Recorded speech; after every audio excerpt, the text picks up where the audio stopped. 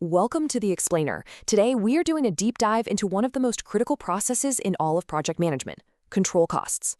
Now, this isn't just about tallying up receipts, it's about leadership, it's about foresight, and it's about making sure every single dollar you spend is actually driving your project forward. So let's just start with a really direct question that every project leader has to answer. Is your budget a strategic plan that you are actively managing, or is it just a number you're hoping, maybe even praying that you'll hit at the end? The answer really separates the amateurs from the pros. Let's dig in. You see, we're moving way beyond simple accounting here. This is about strategic project leadership. It's about taking all that data that's coming in and transforming it into decisive action that keeps your project not just on budget, but truly aligned with its ultimate goals. So here's the playbook we're going to follow to master this process. We'll break it down into a clear, actionable framework. First, gathering our intelligence. Then, using a diagnostic toolkit. After that, we'll forecast the future. And finally, we'll talk about how to make it all happen. Okay, section 1, your starting intelligence. Before you can control anything, you need the right intel. You have to know where you stand. So let's look at the essential data you need to have right at your fingertips. These documents and data points are basically your starting arsenal. Think of them as your plan versus your reality. Your baselines are the plan. Your work performance data, well, that's the reality on the ground. The real magic happens when we compare the two. Let's zoom in on the three most critical components here. First up, the cost baseline. And this is so much more than just a single number. It's your official, time-phased budget. It tells you not just how much you're supposed to spend, but just as importantly, when you're supposed to spend it. It's the approved financial map for your entire project. Now, what's really interesting is this next piece, the Performance Measurement Baseline, or PMB. This is where everything comes together. It's your integrated plan that combines scope, schedule, and cost. It's the ultimate yardstick for performance because it connects the money to the work and the timeline. And of course, you need a reality check. That comes from your work performance data. This is the raw, unfiltered stream of numbers coming from the project team. What have we spent? How much work is actually done?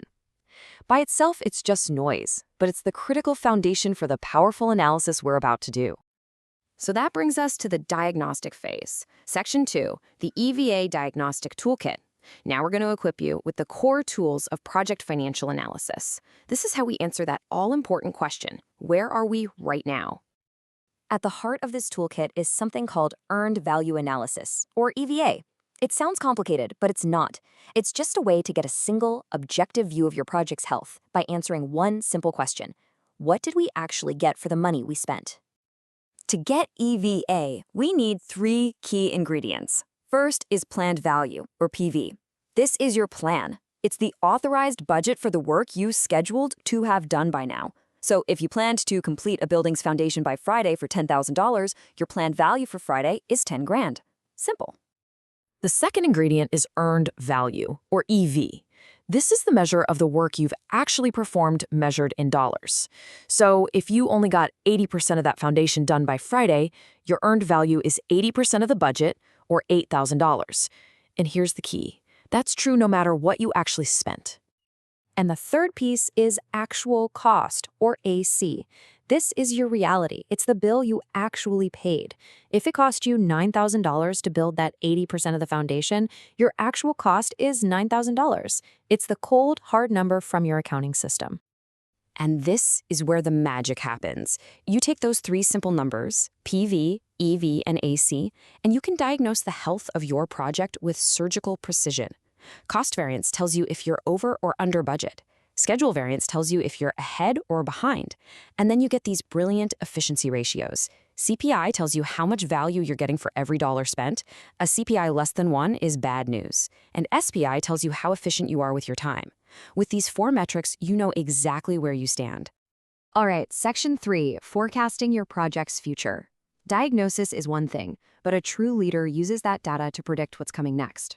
This is where we separate the project managers from the true project visionaries. You start every project with a budget at completion, or BAC. That's your original plan. But the moment the project kicks off, a new number becomes way more important. The estimate at completion, or EAC. This is your new forecast. It's your most likely destination, and it's the number your stakeholders really care about. Now, picking the right way to forecast your EAC is an act of expert judgment. You could assume the rest of the project will go perfectly to plan. That's one way. Or you could assume that your current cost efficiency will continue for the rest of the project. That's often more realistic. There are even formulas that factor in both your cost and schedule performance. And sometimes you just have to throw out the old assumptions and re-estimate everything from the bottom up. Your job is to pick the one that most realistically reflects your project's future. The S-curve chart is the perfect way to visualize all of this. Honestly, it's like an EKG for your project. It plots your plan, your earned value, and your actual costs all over time, and it tells the story of your project's health at a single glance. You can immediately see if those gaps between plan, value, and cost are getting wider or narrower. Now, this brings us to what I think is the toughest metric of all, the T to Complete Performance Index, or TCPI. It answers a really hard question. Given how we've done so far, just how hard do we have to work to finish on budget? If this number is over 1.0, it means you have to be more efficient than you originally planned just to break even. It's a brutal mathematical dose of reality. Okay, Section 4, making it happen. Because, let's be honest, analysis without action is just an academic exercise. All these numbers are totally useless unless you turn them into results. So, here's how you do that. These are the tangible results of the control cost process. You take that raw data and turn it into useful information, status reports. You formally document and communicate your cost forecasts. And critically, if the baseline is just no longer viable, you generate a formal change request. This whole process drives the updates to your plans and, of course, your lessons learned. And this is absolutely crucial. You don't act alone. You don't just go and change the budget.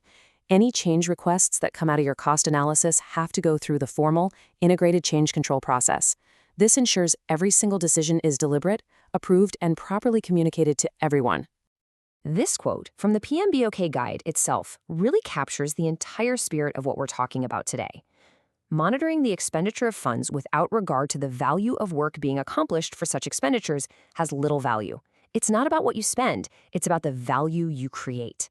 That's it. That's the whole game. And that brings us to our final question, the one for you to think about. With these tools, you now have everything you need. So, are you going to be a project scorekeeper, someone who just reports the numbers after the fact?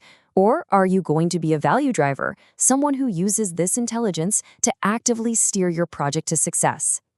Thank you for joining this masterclass from The Explainer.